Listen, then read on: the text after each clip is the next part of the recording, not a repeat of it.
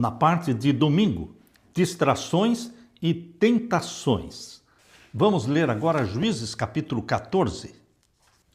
Aqui em Juízes capítulo 14 nós temos a história de Sansão. Sansão foi a Tina, ou Tiná, onde viu uma das filhas dos filisteus. Voltou para casa e disse ao seu pai e à sua mãe: vi uma mulher em Tina, das filhas dos filisteus, e agora gostaria que a buscassem para ser a minha esposa, disse Sansão. Porém, o seu pai e a sua mãe lhe disseram: será que não há mulher entre as filhas de seus parentes ou entre todo o nosso povo para que você tivesse de ir procurar uma esposa no meio dos filisteus, aqueles incircuncisos? Não existe alguma moça aqui no meio do povo de Deus? Você vai procurar um jugo desigual, Sansão? Hoje o jugo desigual se tornou tão comum, parece que tão normal o povo de Deus se casar com pessoas que não amam a Deus e que não guardam seus mandamentos. Parece que esse pecado do jugo desigual está se tornando normal para o povo de Deus. Mas Sansão disse ao seu pai: busquem essa mulher para mim, porque é só dela que eu me agrado. Eu me agrado dela, ela agrada os meus olhos. Você não pode buscar, meu irmão, aquilo que agrada os seus olhos. Você tem que buscar aquilo que agrada a Deus, ao nosso Pai Celestial. Por isso somos filhos e filhas de Deus. Verso 4. Mas o seu pai e a sua mãe não sabiam que isto vinha do Senhor, pois este procurava ocasião contra os filisteus, porque naquele tempo os filisteus dominavam sobre Israel. Sansão foi com o seu pai e a sua mãe a Tina. Quando chegaram às vinhas de Tina, eis que um leão novo rugindo saiu ao encontro dele. Então o Espírito do Senhor de tal maneira se apossou de Sansão que ele rasgou o leão como quem rasga um cabrito, sem nada ter nas mãos. Sansão, no entanto, não contou nem ao seu pai nem à sua mãe o que havia feito. Então ele foi e falou com aquela mulher e dela se agradou. Depois de alguns dias voltou para casar com ela. E afastando-se do caminho para ver o corpo do leão morto, eis que havia nele um enxame de abelhas com mel. Pegou o favo nas mãos e se foi andando e comendo dele. Quando chegou onde estavam seu pai e a sua mãe, deu-lhes um pouco do mel e eles comeram. Mas Sansão não lhes contou que havia tirado o mel do corpo do leão. O pai de Sansão foi à casa daquela mulher e Sansão deu ali um banquete, como os moços costumavam fazer. Quando os filisteus viram Sansão, convidaram 30 companheiros para estarem com ele. Então Sansão lhes disse: vou propor um enigma para que vocês o decifrem. Se nos 7 dias das bodas vocês puderem decifrá-lo e me explicar o seu significado, darei a vocês 30 túnicas e 30 mudas de roupa. Se não puderem me explicar o significado, vocês me darão as 30 túnicas e as 30 mudas de roupa. E eles disseram: apresente-nos o enigma, queremos ouvi-lo. Sansão disse: do que come saiu comida, e do forte saiu doçura.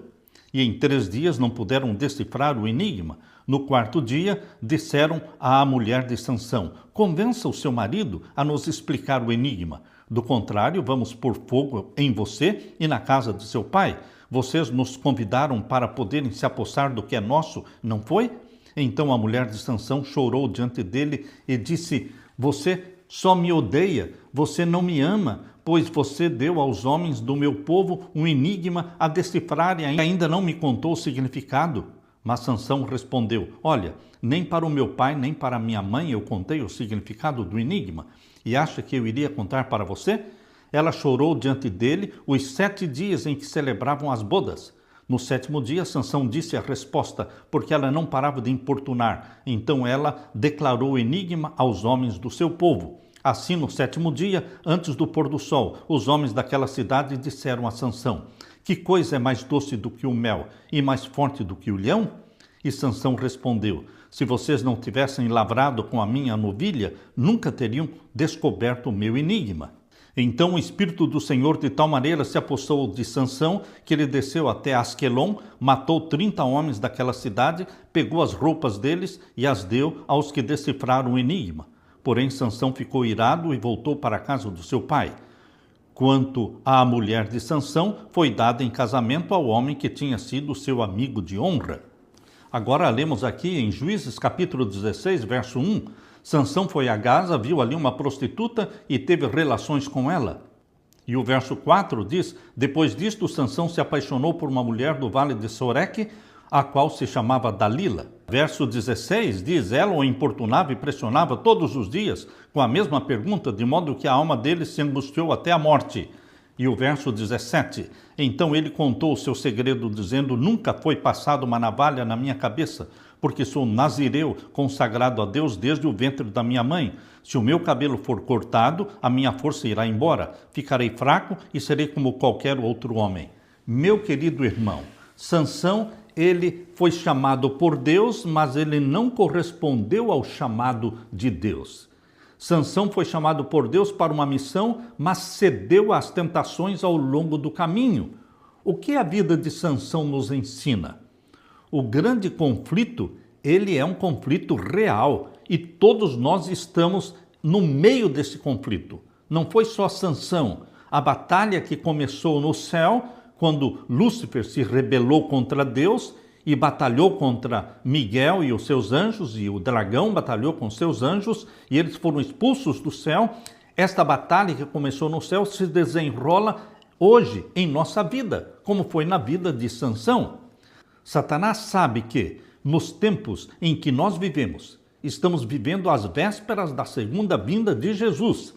E Satanás precisa usar tudo que ele puder para nos afastar de um relacionamento íntimo com Deus. Há coisas que não são erradas em si mesmas, mas ocupam tanto tempo que quase não sobra espaço para Deus. Por exemplo, o trabalho. O trabalho não é pecaminoso, o trabalho é algo bom, mas pode ocupar tanto nosso espaço, nosso tempo, que não sobre tempo para Deus. Por exemplo, redes sociais. Não existe pecado em usar uma rede social, mas nós poderemos nos envolver tantas horas por dia com a rede social que não sobre tempo para a oração, para a comunhão, para o estudo da Bíblia. Por exemplo, compras, esportes, comida, academia. Nós poderemos nos envolver com tantas coisas que nos distraem. E pense bem, as distrações em si mesmas não são pecaminosas, mas elas nos distraem. E nós esquecemos da comunhão com Deus. Se formos honestos, perceberemos que o excesso e o desequilíbrio nessas áreas todas que foram mencionadas deixam pouco espaço para Deus e para o próximo. O inimigo, Satanás, conhece nossas fraquezas e sabe exatamente o que rouba nosso tempo com o Senhor. Por isso, coloque, meu querido irmão, Deus em primeiro lugar ao começar do dia. Em Mateus 6,33, Jesus diz o quê? Busque em primeiro lugar o reino de Deus e a sua justiça, e todas as outras coisas serão acrescentadas. Busque em primeiro lugar o reino de Deus e a sua justiça. Jesus entende nossa condição, mas ele repreende nossa indiferença e mornidão. Podemos ler a carta que Jesus escreveu para a igreja de Laodiceia. Aqui nessa carta está muito claro que ele nos repreende. Apocalipse capítulo 3, abra sua Bíblia. Apocalipse capítulo 3, vamos ver então os versos 14 a 22. Aqui está a sétima carta, escrita por Jesus para a sua igreja, ao anjo da igreja em Laodiceia. Verso 14.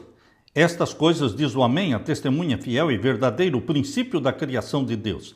Conheço as obras que você realiza, que você não é nem frio e nem quente. Quem dera você fosse frio ou quente. Assim, porque você é morno e não é nem quente nem frio, estou a ponto de vomitá-lo da minha boca. Você diz, sou rico, estou bem de vida e não preciso de nada. Mas você não sabe que é infeliz, sim, miserável, pobre, cego e nu. Aconselho que você compre de mim ouro refinado pelo fogo, para que você seja de fato rico. Compre vestes brancas para se vestir, a fim de que a vergonha da sua nudez não fique evidente, e colírio para ungir os olhos, a fim de que você possa ver. Eu repreendo e disciplino aqueles que amo. Portanto, seja zeloso e arrependa-se. Eis que estou à porta e bato. Se alguém ouvir a minha voz e abrir a porta, entrarei em sua casa e cearei com ele e ele comigo. Ao vencedor, darei o direito de sentar-se comigo no meu trono, assim como eu também venci e me sentei com o meu Pai no seu trono. Quem tem ouvidos, ouça o que o Espírito diz às igrejas. Queridos, esta é a mensagem de Jesus para a igreja de Laodiceia. Você e eu somos da igreja de Laodiceia. Embora Jesus seja Deus, nunca deixou de ser Deus, mas ele escolheu viver como um homem na terra durante os 33 anos que viveu aqui. Ele viveu como homem na dependência de Deus. E como homem ele sentia cansaço, conforme diz em João capítulo 4, verso 6. Ele sentia sede, ele precisava dormir para descansar, ele precisava comer para se nutrir e ter energia. Ele conheceu as pressões da vida, mas ele se retirava para um momento isolado com o Pai, para orar com o Pai, para ter comunhão com o Pai. Por isso, em Marcos capítulo 1, verso 35, abra sua Bíblia, em Marcos 1 e o verso 35. Aqui diz: tendo-se levantado de madrugada, quando ainda estava escuro, Jesus saiu e foi para um lugar deserto e ali orava. Isso ele não fez uma vez, ele fazia sempre, era costume, era hábito de Jesus de se levantar ainda no escuro, antes de todos os outros, e ele ir para um lugar isolado para conversar com o Pai. Meu querido irmão, Jesus é o nosso exemplo. Ele não se distraía com as coisas deste mundo. Distrações que não são pecaminosas podem nos distrair de Deus e roubar o nosso tempo com Deus. Jesus sabia que esse tempo com o Pai era a melhor forma de receber forças e assim enfrentar as tentações. Para nós, esse é o caminho mais seguro também. Sansão caiu porque confiou em si mesmo. Todo aquele que confia em si mesmo não pode ser usado por Deus, porque Deus precisa que você desconfie de si mesmo. Desconfiança própria, para poder confiar plenamente em Deus. Sansão achou que era forte, o bastante para vencer as tentações. Todos os dias também enfrentamos batalhas contra o pecado, enquanto o inimigo tenta enfraquecer e destruir a nossa comunhão com Deus. Ele mira nossas fraquezas. Satanás diminui nossa sensibilidade espiritual. Satanás semeia a culpa e a sensação de que não somos dignos, tudo para nos afastar do Senhor. Ele tenta mudar nosso modo de pensar, nossas intenções, nossas escolhas e até ganhar terreno em algumas áreas da vida. Lembre-se, é pela fé que permanecemos firmes. E essa fé nasce quando nós ouvimos a palavra de Deus. Distrações, geralmente, não são pecaminosas em si mesmas. As redes sociais, as compras, os esportes, a academia, mesmo o trabalho, mas as distrações são usadas por Satanás para ocupar todo o seu tempo de tal forma que não lhe sobre tempo para estudar a palavra de Deus, para iniciar cada dia aos pés de Jesus. Iniciar cada dia aos pés de Jesus, louvando, conversando com Deus, estudando a sua palavra. Não se deixe distrair, meu querido irmão, minha querida irmã. Comece cada dia ajoelhado aos pés de Jesus Cristo. De manhã e à noite, você precisa ser encontrado aos pés de Jesus Cristo. E durante o dia, sua mente precisa estar em comunicação constante com Jesus Cristo. Se nós começamos o dia com Jesus Cristo, o Espírito Santo vai possuir a nossa mente já de manhã e vai viver em nós. E como templos do Espírito Santo, vamos ser sensíveis à voz do Espírito Santo nos guiando, nos dirigindo durante todo o dia. Que assim seja com você, meu irmão. Aleluia!